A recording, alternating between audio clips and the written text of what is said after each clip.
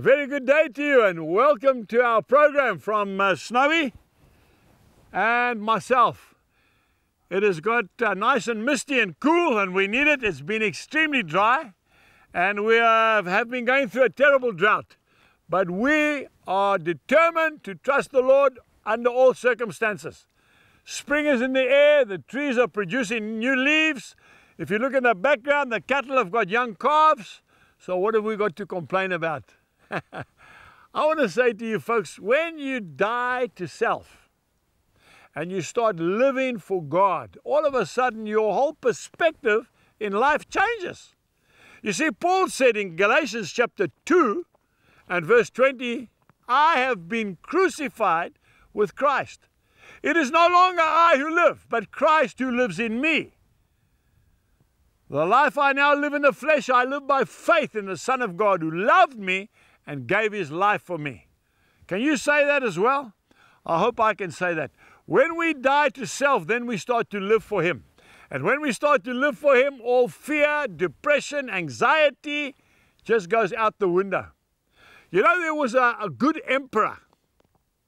His name was Marcus Aurelius. I think that's how you pronounce his name.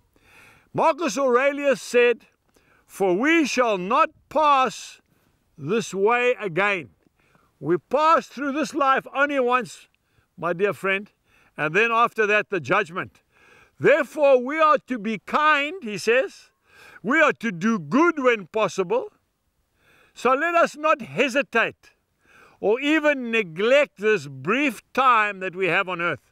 I really want to say to somebody watching this program, stop fighting. You're fighting everybody. You're fighting your family, you're fighting the system, you're fighting the authority, you're fighting everybody, and you're wasting your life. You might be 50 years old now. Look back, what have you done? Folks, we've got to stop it. We've actually got to start doing good. We won't go down this road again. You know, when I look at my own life, I'm coming to the end of my life. That's right, absolutely. All I want to do now is I want to do things for Jesus. I want to bless people, I want to love people, I want to encourage people. I must forgive those that have hurt me. All of us have been hurt. You've been hurt too, sir. Stabbed right between the shoulder blades. I know that. And you're so disappointed. And maybe it was the church. And by the way, you and I are the church. Okay? But we need to move along.